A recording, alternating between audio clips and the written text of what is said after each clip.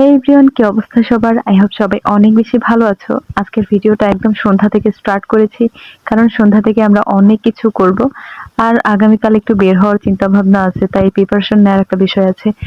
আর মেয়ে মানুষের প্রিপারেশন বলতে তো বোঝোই কি একটা অবস্থা। আর যদি সেটা সেম মেন্টালিটি বা সমবয়সীর সাথে থাকে, তাহলে তো কথাই নাই। এত এত কথা, এত এত গল্প, মানে কি যে একটা অবস্থা সেটা তো বোঝোই। তাছাড়া সন্ধ্যার পরের সময়টা আমার একটু বেশি ভালো কাটে সারাদিনের থেকে।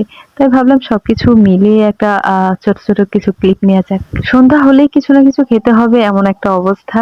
তো কি খাবো কি খাবো, প্রতিদিন হচ্ছে নতুন নতুন কোনো রেসিপি বা ডিফারেন্ট কোনো রেসিপি থাকলে সেটা ট্রাই করতে ইচ্ছে করে, এমন একটা অবস্থা আর কি।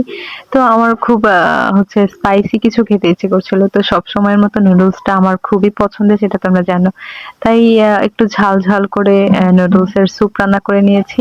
ওরাও খুব পায়ে পায়ে ঘুরছিল খাবারের জন্য, দেন ওদেরকে খাবার দিই। তারপরে এই তো আমারও নুডলস কুক করা শেষ। মামি অপেক্ষা করছিল কখন দিব। আসলে আমার ভিডিও করতে করতে হচ্ছে একটু লেট হচ্ছিল আর কি। তারপরে এই তো দুজনের খাবার টাবার শেষ করি, দেন এশার আজান দিয়ে দেয়, নামাজ শেষ করি। দেন নামাজ শেষ করে প্রতিদিনের মতো একটু বই খাতা নিয়ে বসি আর কি। সন্ধ্যার পরে আমার একটা সময় থাকে যেটাতে আমি হচ্ছে বই পড়ি বা একটু লেখালেখি করি। এই সময়টা না এভাবে না পার করলে না আমার মনে হয় যে কিছু একটা মিসিং লাগছে বা কিছু একটা করিনি এমন মনে হয়। বাই দ্য ওয়ে, আমরা যেহেতু নেক্সট ডে বের হব, সেজন্য হচ্ছে আগের দিন রাত থেকেই সবকিছু প্রিপারেশন নিয়ে নিতে হবে। সেজন্য হচ্ছে শাড়ি, আমরা ভাবছিলাম যে শাড়ি পরবো।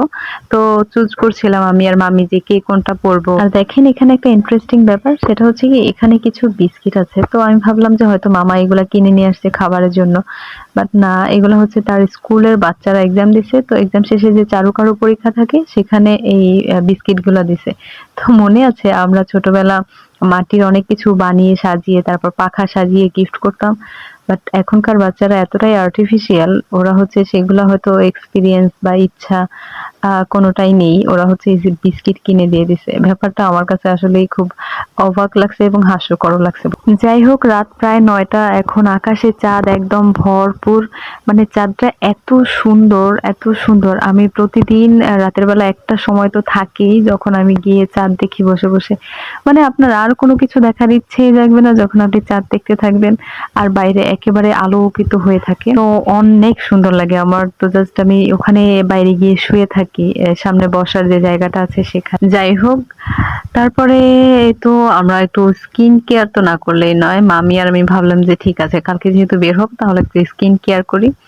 দেন স্কিন কেয়ার করে রাতের খাবার যদিও খেতে ইচ্ছে করছিল না, তারপরে খুব অল্প করে মামি খুব জোরাজুরি করছিল যে না খেয়ে ঘুমানো যাবে না, এই আর কি। তারপরে এই তো আমি রাতে হালকা পাতলা কিছু খাবার খেলাম। আর খাবারের শেষে আমার একটু ডাল না নিলে তো হয়ই না, এমন একটা অবস্থা। ডাল নিলে মনে হয় যে খাবারের একটা তৃপ্তি আসে। তারপরে এই তো আমার রাতে ঘুমের সময় হয়ে গেছে। সামান্য স্কিন কেয়ার করি, এই ভিটামিন সিটা সিরামটা ইউজ করি, তেমন কিছু না আর কি।